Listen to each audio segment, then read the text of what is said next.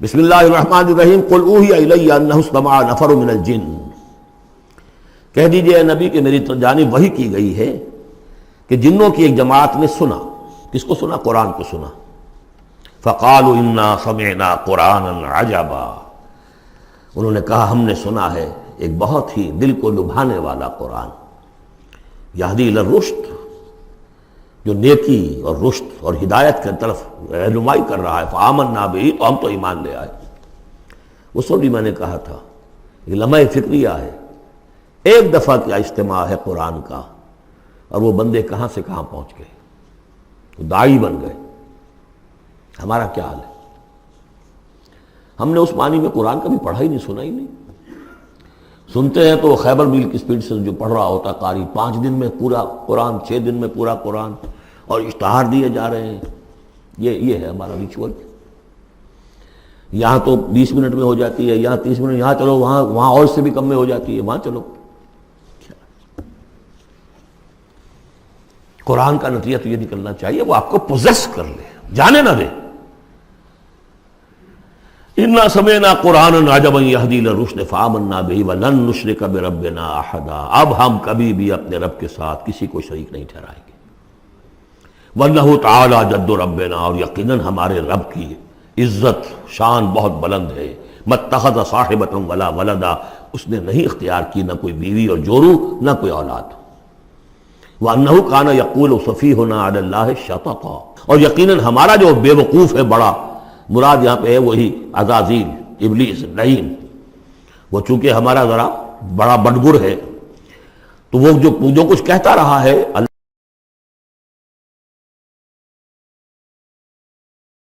وَأَنَّا ظَنَنَّا أَن لَّن تَقُولَ الْإِنسُ وَالْجِنُّ عَلَى اللَّهِ كَذِبًا، ہم تو اس گمان میں رہے، خوش گمانی میں، کہ جن اور انسان اللہ تعالیٰ کے اوپر جھوٹ نہیں باندھیں گے، لیکن وہ بدماش تو جھوٹ باندھتا رہا۔ ہم نے اپنی شرافت میں اس کی بات کو مان لیا۔ وَأَنَّهُ كَانَ رِجَالٌ مِّنَ الْإِنسِ يَعُوذُونَ بِرِجَالٍ مِّنَ الْجِنِّ فَزَادُوهُمْ رَهَقًا، اور یہ کہ جو انسانوں میں سے مرد ہیں وہ جنات کے مردوں میں کی حفاظت پکڑتے ہیں۔ یہ ہوتا تھا ان کا طریقہ، وہ سمجھتے تھے کہ بیابان میں جو ہے جنات رہتے ہیں اور وہ ان کے جو ہیں سردار بھی ہیں، تو اب راستے نے پڑاؤ ڈالا ہے جنگل میں، تو سب سے پہلے کہتے تھے کہ ہم اس جنگل کے، اس بیابان کے جنات کی ہم پناہ میں آتے ہیں۔ اب وہ سنتے ہوں گے یہ بے وقوف، یہ آدم کی اولاد، ہمارے تو جد امجد کو نکال دیا گیا جنت سے اس لیے کہ اس کو سجدہ نہیں کیا، یہ ہمیں معبود بنائے بیٹھے ہیں، ہماری پناہ طلب کر رہے ہیں۔ لہذا ان میں اور سرکشی پیدا ہو گئی، اور اکڑ گئے کہ یہ انسان ہو کر یہ ہماری پناہ مانگ رہے ہیں، ہم سے طلب کر رہے ہیں پناہ، تو اس سے ان کے اندر اور زیادہ سرکشی پیدا ہو گئی۔ وَأَنَّهُ كَانَ رِجَالٌ مِّنَ الْإِنسِ يَعُوذُونَ بِرِجَالٍ مِّنَ الْجِنِّ فَزَادُوهُمْ رَهَقًا وَأَنَّهُمْ ظَنُّوا كَمَا ظَنَنتُمْ أَن لَّن يَبْعَثَ اللَّهُ أَحَدًا، اور دیکھو انہوں نے بھی ایسا ہی سمجھا جیسا کہ تم نے سمجھا ہوا ہے کہ اللہ کسی کو نہیں اٹھائے گا۔ اس کے 2 معنی ہیں، یعنی بعد سے بعد الموت کوئی نہیں ہے، مرنے کے بعد جی اٹھنا نہیں ہے، اور یہ بھی کہ شاید اب اللہ کسی اور کو رسول بنا کر نہ بھیجے، أن يبعث الله أحدا، اس لیے کہ 600 برس بیت چکے تھے، وہ تورات سے واقف تھے جو سورہ احقاف میں تذکرہ آیا ہے۔ فترت وہی 600 برس، اور یہ طویل ترین وقفہ تھا نبوت کا، کہ کوئی نبوت کوئی رسالت دنیا میں نہیں، تو ان کو یقیناً اس سے خیال ہوا ہوگا کہ بس اب ختم ہوا معاملہ، اب کوئی اور رسول نہیں آئے گا۔ وَأَنَّا لَمَسْنَا السَّمَاءَ، اور ہم نے ذرا ٹٹولا آسمان کو، ہم نے چاہا کچھ خبریں لے کر آئیں ذرا غیب کی۔ فَوَجَدْنَاهَا مُلِئَتْ حَرَسًا شَدِيدًا وَشُعُبًا، تو ہم نے تو پایا اس کو کہ وہ بھرا ہوا ہے سخت چوکیداری سے، اور انگارے رکھے ہوئے ہماری وہ ہمیں کھدیڑنے کے لیے۔ یعنی یہ کہ ہمیں معلوم ہو گیا کہ کوئی واقعی وقت ایسا ہے، کیونکہ یہ سارا انتظام خاص طور پر جب کہ وہی یہ نبوت آتی تھی تو اہتمام کر لیا جاتا تھا۔ عام حالات میں کوئی بات نہیں، روح اتر رہے ہیں فرشتے، اور یہ جو ہیں یہ آگ سے بنے ہیں، وہ نوری ہیں یہ ناری ہیں، کچھ نہ کچھ ان سے یارانہ گانٹھ کے کچھ نہ کچھ ان سے لے لیتے تھے، یا یہ کہ اچک لیا، من استرق سرقۃ، کسی نے کوئی چیز جو ہے کہیں سے لے لی۔ لیکن اب جو ہم نے دیکھا ہے آسمان کو، تو واقعی وہاں تو بڑے سخت پہرے لگے ہوئے، یعنی کوئی نہ کوئی وحی کا سلسلہ ہے اور نبوت آنی ہے، اور وہ نبوت ہمیں تو مل گئی، ہم جا کر سنائے کلام اور ہم ایمان لے آئے۔ وَأَنَّا لَمَسْنَا السَّمَاءَ فَوَجَدْنَاهَا مُلِئَتْ حَرَسًا شَدِيدًا وَشُهُبًا وَأَنَّا كُنَّا نَقْعُدُ مِنْهَا مَقَاعِدَ لِلسَّمْعِ اور ہم وہاں بیٹھا کرتے تھے، وہاں پہ گھاٹ میں بیٹھا کرتے تھے کچھ سنگل لینے کے لیے، مقاعد، مقعد بیٹھنے کی جگہ، مورچہ جہاں پہ بیٹھا جائے، ہم وہاں پر اپنے ٹھکانوں میں بیٹھا کرتے تھے۔ فمن یستمع الان، لیکن اب اگر کسی نے کچھ سننے کی کوشش کی، یجد لہ شہابا رصدا، وہ پائے گا اپنے واسطے ایک انگارہ گھات میں، میزائل پیچھا کرے گا اس کا۔ وَأَنَّا لَا نَدْرِي أَشَرٌّ أُرِيدَ بِمَنْ فِي الْأَرْضِ أَمْ أَرَادَ بِهِمْ رَبُّهُمْ رَشَدًا۔ معلوم ہوتا بہت بڑے عالم تھے یہ تورات کے جاننے والے، انہوں نے ایک ایسی عظیم بات کہی ہے یہ، ہمیں یہ معلوم نہیں کہ آیا زمین میں بسنے والے ان انسانوں کی کوئی شامت آ گئی ہے یا اللہ نے ان کے لیے کسی بھلائی کا ارادہ کیا ہے۔ رسالت آئے گی تو دو ہی نتیجے ہیں، یا تو کوئی عذاب آنے والا ہے اب، اس لیے کہ وما كنا معذبین حتی نبعث رسولا، یا تو کوئی بہت بڑے پیمانے پر انسانوں کی شامت آنے والی ہے، جیسے قوم نوح، قوم ہود، قوم صالح کا حشر ہوا تھا، وہ ویسا ہی حشر ہونے والا ہے۔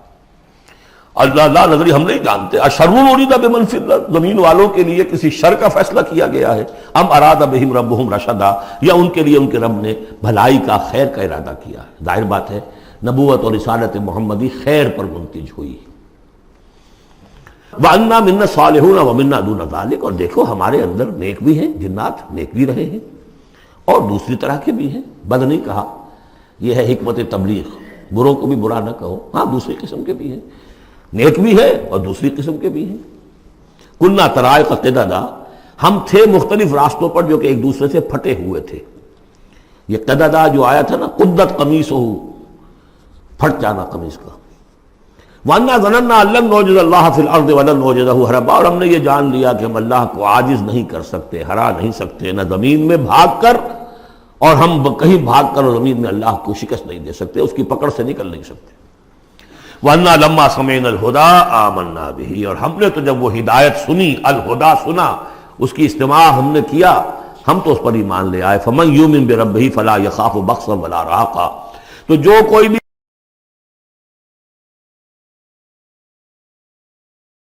زبردستی ہوگی، کچھ زیادتی ہوگی، جیسے جیسے ان کے اعمال صالحہ ہیں پورے پورے اللہ تعالیٰ ان کا اجر ان کو دے دے گا۔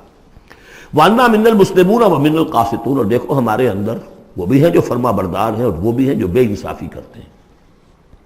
یہ قسط کے لفظ کے ساتھ سمجھ لیجئے، جب یہ ثلاثی مجرد میں آتا ہے تو قاسط اس میں فاعل بنا، وہ ناانصاف کے معنی میں ہے، یہ باب افعال کے خواص میں سے ہے، سلب ماخذ اس کو کہتے ہیں۔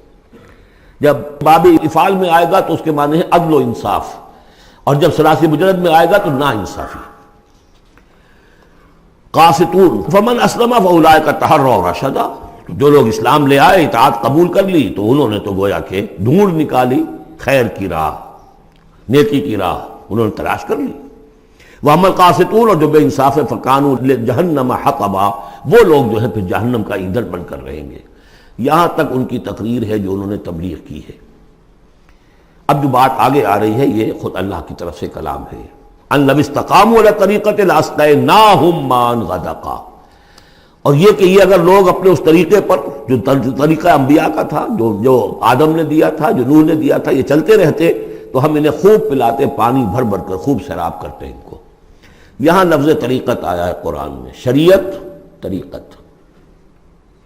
ثم جعلناک علی شریعت من الامر، شریعت اور یہ طریقت، دونوں کا مفہوم ایک ہے، طریقہ اور شریعت، لیکن یہ کہ اس کا استعمال ہو رہا ہے کہ شریعت سے مراد لی جاتی ہے جو دین کی کا قانون ہے، اس کے ظاہری پہلو، قانونی پہلو، اور طریقت اسی کے باطنی پہلو کا نام ہے، کہ ایک نماز ہے، وضو کیسے کرو گے، کیا فرائض ہیں، کیا نوافل ہیں، کیا کام رہ گیا تو وضو نہیں ہوا، یہ شریعت بتائے گی، یہ آپ کو فقیہ بتائیں گے، یہ آپ کو مفتی حضرات بتائیں گے۔ لیکن نماز کی اصل روح تو ہے خشوع اور خضوع، حضور قلب، یہ پھر طریقت کی طرف منتقل کر دیا گیا، بدقسمتی سے پھر ان کو پھاڑ دیا گیا، وہ علیحدہ علیحدہ ہو گئے۔ یہ سب چیزیں یکجا ہونی چاہیے تھی۔ اور جو ہمارے اولین صوفیاء ہیں وہ بہت بڑے عالم بھی تھے، ایسے نہیں تھے کہ صرف صوفی تھے، وہ بہت بڑے مفتی بھی ہوتے تھے، بلکہ اولین کیا، اس دور میں بھی جو میں نے آپ کو بتایا تھا کہ قاضی ثناء اللہ پانی پتی رحمۃ اللہ علیہ، وہ مفتی بھی ہیں، مفسر بھی ہیں، محدث بھی ہیں، اور بہت بڑے مرشد بھی ہیں، میرزا مظہر جانے جانا شہید کے خلیفہ ہیں، اور یہ سب شیخ احمد سرہندی رحمۃ اللہ علیہ کا جو سلسلہ ہے، سلسلہ مجددیہ نقشبندیہ، اس کے بزرگ ہیں۔ وہ ہے وہ جامع صفات لو. لنفتنہم فیہ، اور یہ بھی جو ہم کو پانی پلاتے اور سیراب کرتے، یہ بھی اس لیے تاکہ ان کو اور جانچے اور پرکھے اور امتحان لے. ایک امتحان غربت میں ہے، ایک امتحان کمنگری میں ہے، ایک امتحان فاقے میں ہو رہا ہے، ایک امتحان ہو رہا ہے کہ کثرت سے ہم نے دے رکھا ہے. ومن یعرض عن ذکر ربہ، اور جو کوئی بھی اعراض کرے گا اپنے رب کے ذکر سے، یسلک عذابا صعدا، تو وہ چلے گا، وہ ڈال دے گا اس کو چڑھتے عذاب میں اللہ تعالیٰ، ایسے عذاب میں صعدا جس کی شدت بڑھتی چلی جائے گی. وَأَنَّ الْمَسَاجِدَ لِلَّهِ فَلَا تَدْعُوا مَعَ اللَّهِ أَحَدًا، اور دیکھو مسجدیں اللہ کے لیے ہیں. مسجد سے مراد مسجد سجدے کی جگہ بھی ہے، اور مسجد سے مراد سجدے کے یہ اعضاء بھی ہیں. یہ پیشانی اور یہ ناک اور یہ ہاتھ اور یہ پاؤں، ایڑیاں، وہ پنجے، یہ سارے جو ہیں یہ سجدے کے جو جسم کے حصے ہیں. یہ مسجدیں بھی اور سجدے کی جگہ بھی للہ ہے، سب اللہ کی ملکیت ہے. فَلَا تَدْعُوا مَعَ اللَّهِ أَحَدًا، اللہ کے ساتھ کسی اور الہ کو مت پکارو. وَأَنَّهُ لَمَّا قَامَ عَبْدُ اللَّهِ يَدْعُوهُ قَالُوا يَكُونُونَ عَلَيْهِ لِبَدًا. اور یہ اب یہاں پھر قول آ گیا ہے انہی کا جنات کا کہ جب وہ عبداللہ کو ہم نے دیکھا وہ کھڑا تھا، وہ قرآن پڑھ رہا تھا، وہ نماز پڑھا رہا تھا. لما قام عبداللہ یدعوہ، اسے پکار رہا تھا اللہ کو، اللہ کا بندہ. قالوا یکونون علیہ لبدا، وہ تو ایسے ہو رہے تھے سننے والے گویا کہ اس کے اوپر ٹھٹ کے ٹھٹ جمع ہو جائیں گے وہاں پر، لیکن یہ کہ وہ ایمان نہیں لا رہے تھے. قل انما ادعو ربی، کہہ دیجئے اے نبی صلی اللہ علیہ وسلم، دیکھو میں پکارتا ہوں اپنے رب کو. ولا اشرک بہ احدا، اس کے سوا میں کسی اور کو شریک کرنے کے لیے تیار نہیں. قل انی لا املک لکم ضرا ولا رشدا، کہہ دیجئے مجھے کوئی اختیار حاصل نہیں ہے تمہارے لیے، نہ کسی نقصان کا اور نہ کسی راہ پر لانے کا، میں تمہیں ہدایت نہیں دے سکتا. وہ آیت یاد کر لیجئے، انک لا تہدی من احببت ولکن اللہ یہدی من یشاء. اے نبی آپ ہدایت نہیں دے سکتے جسے بھی چاہیں، وہ تو اللہ ہی ہدایت دیتا ہے جس کو چاہتا ہے. قل انی لن یجیرنی من اللہ احد ولن اجد من دونہ ملتحدا، کہہ دیجئے میں ہرگز نہ پاؤں گا کہ مجھے اللہ کے سوا کوئی پناہ دے سکے. یجیرنی من اللہ احد، اللہ کی پکڑ سے بچانے کے لیے مجھے کوئی پناہ دے سکے میں نہیں پاؤں گا. ولن اجد من دونہ ملتحدا، اور اللہ کے سوا میں کہیں جو ہے کوئی اپنا سر چھپانے کی جگہ نہیں پاؤں گا. الا بلاغا من اللہ،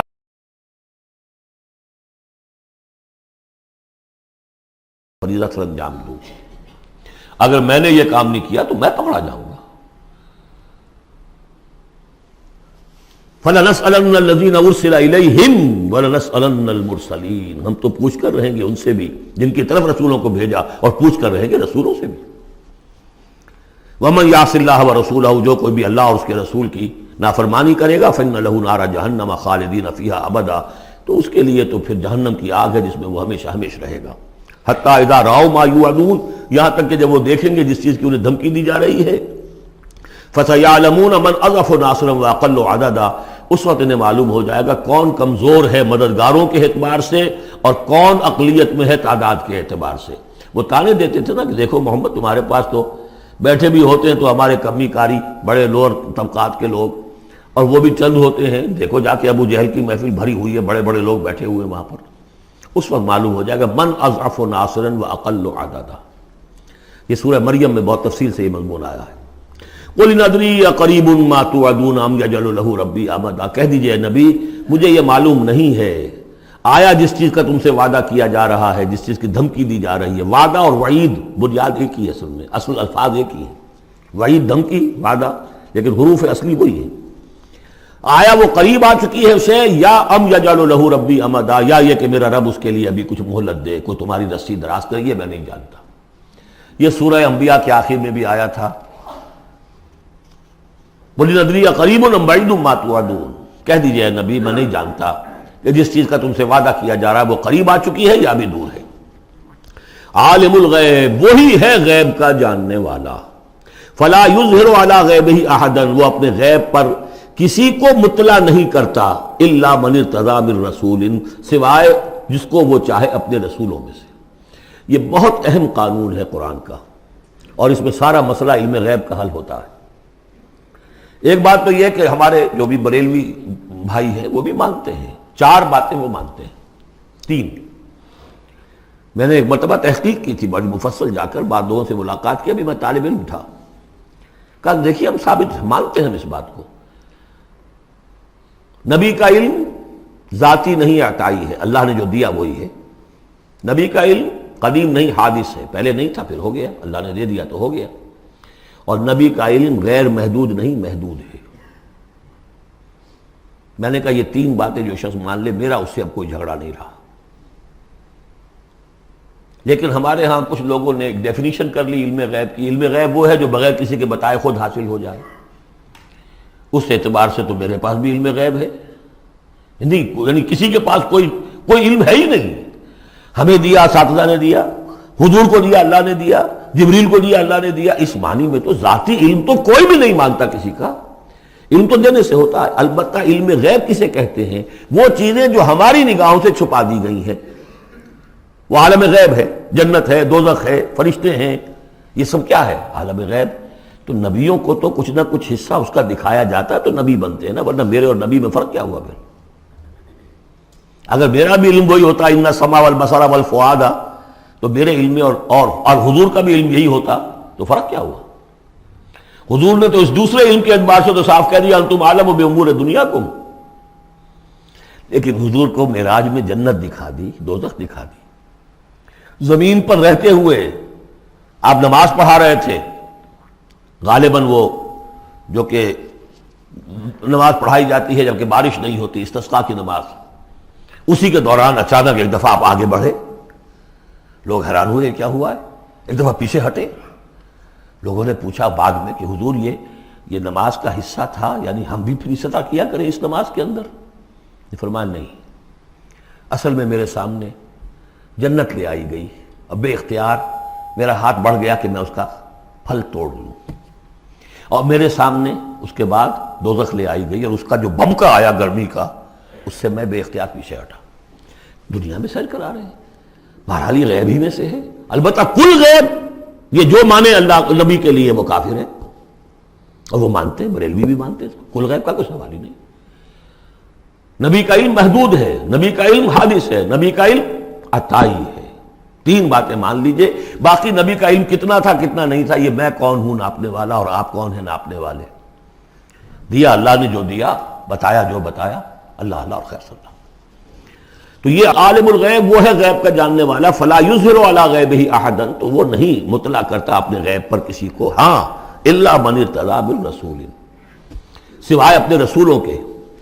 کذالک نوری ابراہیم ملکوت السماوات والارض، یہ ہم نہیں پڑھ چکے؟ ابراہیم کو بھی ملکوت دکھائے، حضور کو